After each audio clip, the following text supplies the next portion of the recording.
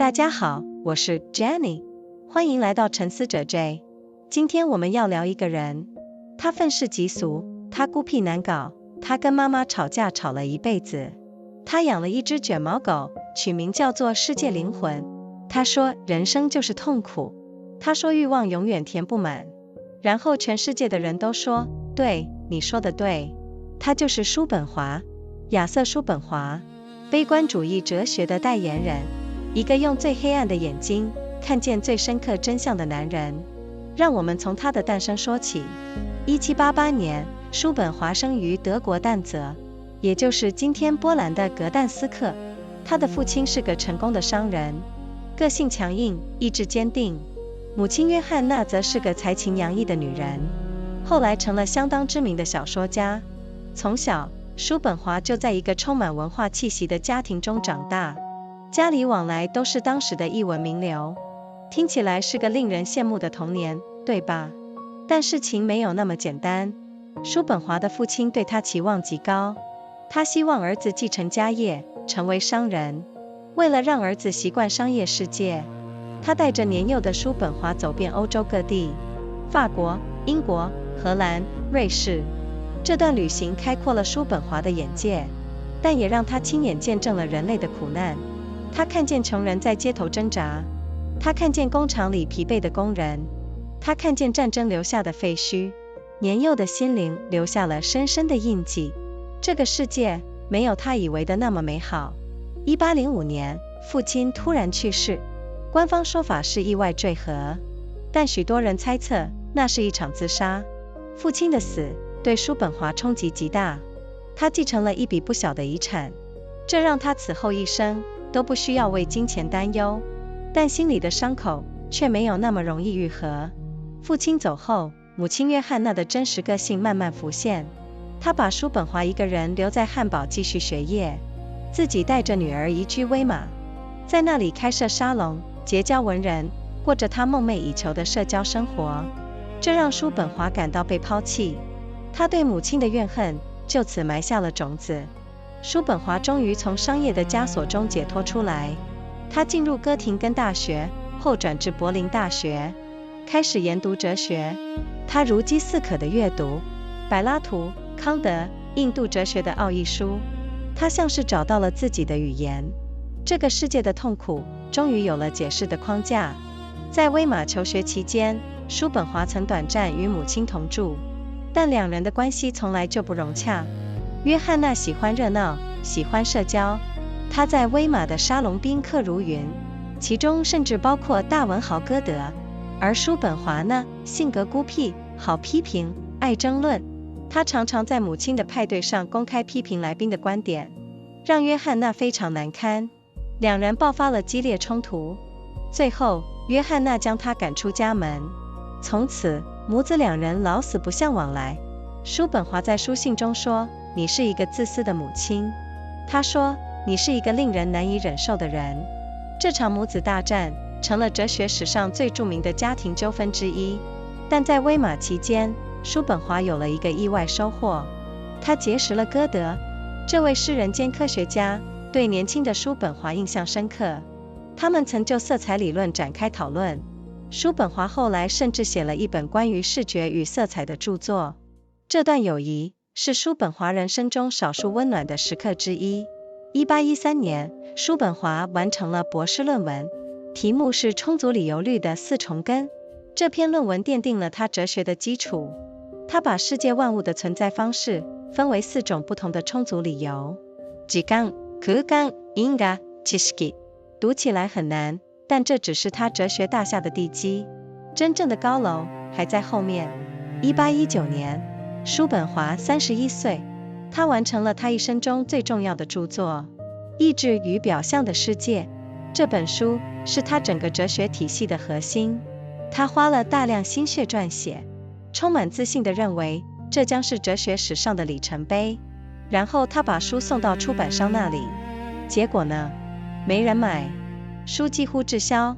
出版商后来甚至把大部分库存当废纸处理掉。叔本华愤怒极了，他认为这个世界没有眼光，看不懂真正的天才。其实他说的没有完全错。这本书后来被公认为哲学史上的杰作，只不过那是很久很久以后的事了。意志与表象的世界到底说了什么呢？叔本华的核心哲学，我们可以用几个关键概念来理解。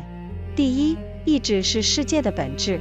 叔本华认为，这个世界的背后有一股盲目的、无目的的力量，他称它为意志。这个意志不是什么神圣的计划，不是什么美好的安排，它只是一股不断驱动万物向前的冲动，就像饥饿驱使动物觅食，就像欲望驱使人类追求。意志永远不满足，永远在追求，永远找不到终点。第二，人生是欲望与痛苦的轮回。叔本华说，人的一生就像钟摆，在欲望和无聊之间来回摆动。当你有欲望，你在痛苦中追求；当你达到欲望，你感到空虚无聊，然后新的欲望又来了，于是又开始追求，又开始痛苦，如此循环，永无止境。这就是人生的本质，不是幸福，而是苦难。第三，表象是我们感知世界的方式。叔本华继承了康德的思想，他认为我们感知到的这个世界只是表象，只是我们大脑对外在刺激的诠释。真实的世界，我们永远无法直接触碰，我们只是困在自己的感知泡泡里。听起来很悲观，对不对？但叔本华并没有就此停下来说，所以我们就认命吧。他提出了几条通往暂时解脱的路，而这些见解在今天依然闪烁着光芒。第一条路是艺术。叔本华认为，当我们欣赏伟大的艺术时，我们的意志暂时被压制了，我们不再是那个不断追求、不断渴望的自我，我们变成了纯粹的观看者。在那一刻，我们从意志的枷锁中解脱出来。叔本华特别推崇乐曲，他说，所有的艺术都在模仿这个世界，只有乐曲直接表达意志本身，它不需要模仿，它就是那股力量最直接的语言。因此，在所有艺术形式中，乐曲是最高的。这个观点影响了后来的尼采，影响了华格纳，影响了无数艺术家。第二条路是同情。叔本华的伦理学建立在同情的基础上。他说，当我们真正感受到他人的痛苦时，我们看见的是自己的影子，因为所有人都活在同样的意志之下，所有人都在受苦。当我们对他人产生同情，我们就打破了自我与他人的界限。这种无私的同情是叔本华眼中最高的道德行为。他的这个观点受到了印度哲学的深刻影响，奥义书和佛教思想在叔本华的哲学中留下了清晰的印记。第三条路是禁欲。叔本华认为，彻底压制意志的方法是禁欲，放弃一切欲望，放弃对生命的执着，就像佛教所说的涅槃。在这个状态中，意志终于沉默了，痛苦也就消失了。这是叔本华哲学中最接近解脱的境界。书滞销之后，叔本华没有放弃学术之路。1820年，他在柏林大学谋得一个私人讲师的职位。然后他做了一件非常有趣的事，他把自己的课排在黑格尔上课的同一时段。黑格尔，那个时代德国最红的哲学家，柏林大学的超级明星。叔本华想要当场打败他，结果你猜怎样？黑格尔的教室座无虚席，叔本华的教室空荡荡的，只有几个学生。叔本华愤而离去，他称黑格尔为江湖骗子，他的哲学是废话连篇。这段公案成了哲学史上最精彩的八卦之一。此后，叔本华辗转在各地生活，他去过意大利，他回到德国，最后在法兰克福定居。他一个人住，养着他最爱的卷毛狗，前后养了好几只，全部都取名叫阿特曼，梵文意思是世界灵魂。他对这些狗的感情远超过对大多数人类。他说，狗比人诚实。在法兰克福的岁月，叔本华过着规律的饮食生活，每天早上读书写作，下午去法兰克福的英国餐厅吃饭，那里有份英文报纸，这让他很满意。然后出去散步，带着他的卷毛狗。傍晚拉长笛是他每天必做的事，晚上早早入睡。这个生活模式几十年如一日。他出了名的节俭，但并不吝啬。他把大部分财产捐给了一家救助残障人士的机构，因为他相信同情是人类最高的美德。1851年，叔本华出版了《附录与补遗》，这本书比较通俗易懂，其中包含了很多短小精悍的文章，谈论人生、爱情、命运、智慧。这本书让他真正走进了大众的视野。他突然火了，当时他已经63岁，他等了整整几10年，终于等到了世界愿意听他说话的那一刻。读者蜂拥而至，信件如雪片飞来，年轻人、艺术家、作家都从他的文字中找到了共鸣。叔本华终于尝到了一点甜头，他在法兰克福的餐厅里开始有人主动上门认识他，他享受这种晚来的名声，但他依旧孤僻，依旧尖刻，依旧说他想说的话。叔本华的哲学对后世产生了深远的影响。尼采这位更激进的哲学家，早年深受叔本华影响，他称叔本华为他的导师。虽然后来他走向了完全不同的方向，但叔本华的影子在尼采的哲学中依然清晰可见。华格纳，那位用乐剧革命了整个音乐世界的作曲家，在读到《意志与表象的世界》后，激动不已。他说，这本书让他理解了自己想要创作的东西。叔本华对乐曲的推崇，深深影响了华格纳的创作哲学。20世纪的心理学大师弗洛伊德，他的潜意识理论与叔本华的意志概念有着惊人的相似之处。虽然弗洛伊德并没有公开承认受到叔本华的直接影响，但学界普遍认为其中的连结不容忽视。存在主义的大师们，萨特、卡牟、海德格尔，他们对人类存在的思考，都或多或少地回应着叔本华对苦难与意义的质问。托尔斯泰、契诃夫、普鲁斯特、卡夫卡，这些伟大的文学家都曾深受叔本华影响。他们笔下那种对人性深渊的凝视，那种对苦难的清醒认识，都有叔本华的回声。1860年9月21日，叔本华在法兰克福的公寓中安静地离开了人世。他独自一人，没有家人陪伴，只有他忠实的卷毛狗。他去世时72岁，没有结婚，没有孩子，一个人走完了这段他认为充满苦难的旅程。他留下的遗产，如今已是哲学史上最璀璨的篇章之一。意志与表象的世界被列为人类最重要的哲学著作之一。他的思想超越了他所在的时代，在他死后反而更加光芒四射。今天，当我们生活在一个充满焦虑的时代，当我们的欲望永远追赶不上现实，当我们刷着手机，觉得空虚又疲惫，叔本华的声音依然清晰可闻。他不是来告诉我们放弃人生的，他是来告诉我们看清楚人生的本来面目。当你不再对生命抱有不切实际的幻想，你反而可以找到真实的平静。当你懂得了欲望的本质，你就不会那么轻易地被它牵着走。这就是叔本华最深刻的礼物，不是悲观，而是清醒；不是放弃，而是洞见。他说，人类历史不过是同一出戏，换了不同的演员，用不同的服装，在不同的舞台上演出，但剧本从来没有改变过。那个剧本写着，欲望、追求、得到、空虚，在欲望这个轮回，你我都逃不掉。但知道这件事之后，我们或许能活得更诚实一点。叔本华，谢谢你，谢谢你用你那最黑暗的眼睛，帮我们照亮了那些没人愿意正视的角落。我们下次见咯。Hello everyone, I'm Jenny. Welcome to Thinker J.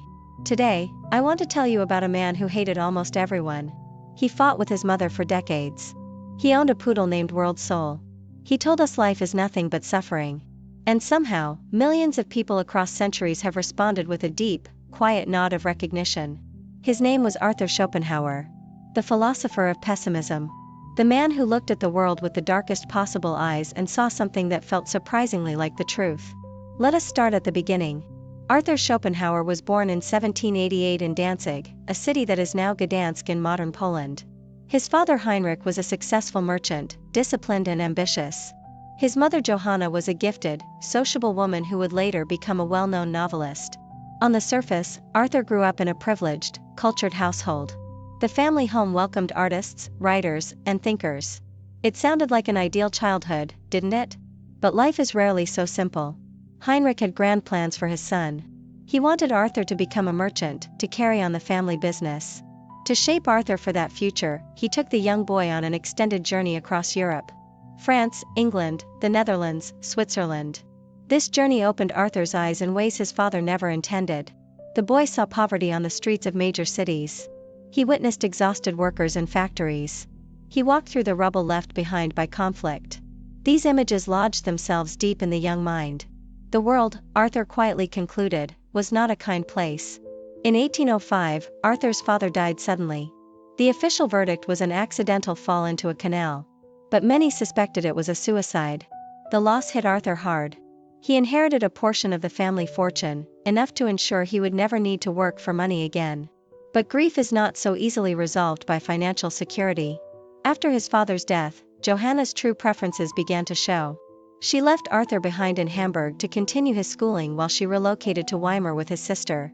There, she established a literary salon that became one of the most fashionable gathering places of the era. She dined with poets and intellectuals. She built the life she had always wanted. And Arthur felt abandoned. The seed of his lifelong resentment toward his mother was planted. Eventually, Arthur broke free from the commercial path his father had intended for him. He enrolled at the University of Göttingen and later transferred to the University of Berlin. He threw himself into philosophy with a hunger that felt almost desperate. He read Plato, he read Kant, he immersed himself in the ancient Sanskrit texts of the Upanishads. For the first time, Arthur felt he had found a language adequate to express what he had always sensed about the world. The suffering he had witnessed, the emptiness he had felt, it all had a philosophical framework now. During his time in Weimar, Arthur briefly lived with his mother. The experiment was a disaster. Johanna loved society, she thrived on conversation and company. Her salon attracted the greatest minds of the age, including the legendary poet and writer Goethe. Arthur, by contrast, was sullen, argumentative, and could not resist criticizing the guests at her gatherings. He turned her elegant evenings into philosophical battlegrounds. The tension escalated until Johanna finally showed him the door. Their correspondence afterward became the stuff of legend. He accused her of being a selfish mother. She replied that he was simply an unbearable person to live with. The two never reconciled. This mother and son feud remains one of the most colorful disputes in the entire history of philosophy. Yet Weimar gave Arthur one unexpected gift. He met Goethe. The great writer was genuinely impressed by the young philosopher. They discussed theories of color and light together. Arthur later published his own work on vision and color, inspired partly by those conversations. This friendship was one of the few genuinely warm episodes in Arthur's otherwise prickly social life. In 1813, Schopenhauer completed his doctoral dissertation. He titled it On the Fourfold Root of the Principle of Sufficient Reason. This dense but foundational text established the intellectual framework for everything he would later build. It argued that all our knowledge and experience falls into four distinct categories of reasoning, each governing how we understand time, space, causation, and logic. It was the foundation of a great philosophical structure. The skyscraper was yet to come. That skyscraper arrived in 1819. Schopenhauer was 31 years old when he completed his masterwork, The World as Will and Representation. He was convinced it would shake the intellectual world to its foundations. He submitted it to his publisher with enormous confidence. Then he waited. The book sold almost nothing. Most copies gathered dust. The publisher eventually disposed of the remaining stock as waste paper. Schopenhauer was furious. He declared that the world lacked the vision to recognize genuine genius. He was actually not entirely wrong about this. The World as Will and Representation is now regarded as one of the greatest works in the entire history of Western philosophy. But that recognition came very, very late. So what does this masterwork actually say? Schopenhauer built his philosophy around a small number of powerful ideas. The first is that the world has a hidden engine, and he called it the will. This will is not a divine plan. It is not a benevolent force guiding humanity towards some glorious destination. It is a blind, purposeless, relentless drive. It is the hunger that makes animals hunt. It is the desire that makes humans reach for one thing after another. The will never rests, never reaches satisfaction, never finds peace. It simply drives, endlessly, pointlessly forward. The second idea is that human life is a pendulum between suffering and boredom. Schopenhauer said that when we have desire, we suffer from the lack of what we want. When we finally obtain what we desire, we feel nothing but emptiness. Then new desire arrives, and the cycle begins again. He called this the fundamental rhythm of human existence. Not joy, not progress, not meaning. Just the endless swing between craving and tedium. The third idea concerns what he called representation. Drawing on the philosophy of Kant, Schopenhauer argued that the world we perceive is not the world as it really is. Our senses and our minds construct the reality we experience. We are each trapped inside our own perceptual bubble. The ultimate nature of reality, the thing in itself as Kant called it, remains forever beyond our reach. We see only the surface. Now, all of this sounds deeply bleak, and it is. But Schopenhauer was not simply asking us to sit in despair. He pointed towards several pathways of temporary escape from the tyranny of the will. And these insights remain among the most profound contributions to human thought. The first pathway is art. Schopenhauer believed that in moments of genuine aesthetic experience, the will falls silent. When we stand before a great painting, when we lose ourselves in a powerful symphony, we temporarily cease to be the desiring, grasping creature we normally are. We become what he called the pure subject of knowing. In that moment, we are free. Schopenhauer had a special reverence for music among all the arts. He believed that all other art forms represent or imitate aspects of the world. Only music, he said, directly expresses the will itself. Music does not imitate the storm. Music is the storm. This elevation of music above all other arts would go on to profoundly influence composers and thinkers for generations to come. The second pathway is compassion. Schopenhauer built his entire ethics on a single foundation, compassion. When we genuinely feel the suffering of another person, he argued, we break through the illusion of our separate identities. We recognize that the other person is subject to the same blind will, the same suffering, the same futile striving. We see ourselves in them. This recognition, this dissolution of the boundary between self and other, Schopenhauer called the highest moral act a human being is capable of. His ethics drew deeply from Buddhist philosophy and the ancient Hindu texts of the Upanishads. He was among the first major Western philosophers to take Eastern thought seriously as a source of genuine wisdom. The third pathway is asceticism. For Schopenhauer, the most radical form of liberation was the total denial of the will. To renounce desire at its root. To stop clinging to life and pleasure and achievement. This state, which he compared to the Buddhist concept of nirvana, represented the quieting of the will and therefore the end of suffering. It was his version of salvation, offered without any God, without any afterlife, without any promise of reward. After the failure of his major book, Schopenhauer attempted an academic career. In 1820, he secured a position as a lecturer at the University of Berlin. He then did something that was either brilliantly bold or magnificently foolish. He scheduled his lectures at exactly the same time as the lectures of Georg Wilhelm Friedrich Hegel. Hegel was the most celebrated philosopher in Germany at that moment. His lecture halls were packed every single time. Schopenhauer wanted to challenge him directly, to prove that the true philosophy would draw the crowds away from the fashionable fraud. The result was humiliating. Hegel's room was full. Schopenhauer's room was nearly empty. A handful of students, nothing more. Schopenhauer left Berlin in anger and bitterness, denouncing Hegel as a charlatan and calling his philosophy pompous nonsense. This episode became one of the most entertaining scandals in the history of academic philosophy. Schopenhauer spent years wandering before eventually settling in Frankfurt. He lived alone, as he almost always preferred. He kept a series of poodles across the decades of his Frankfurt life. He gave each one the same name, Atman, a Sanskrit word meaning the world's soul or universal self. He often said that his dogs were more honest than most human beings. He was probably not entirely wrong about that either.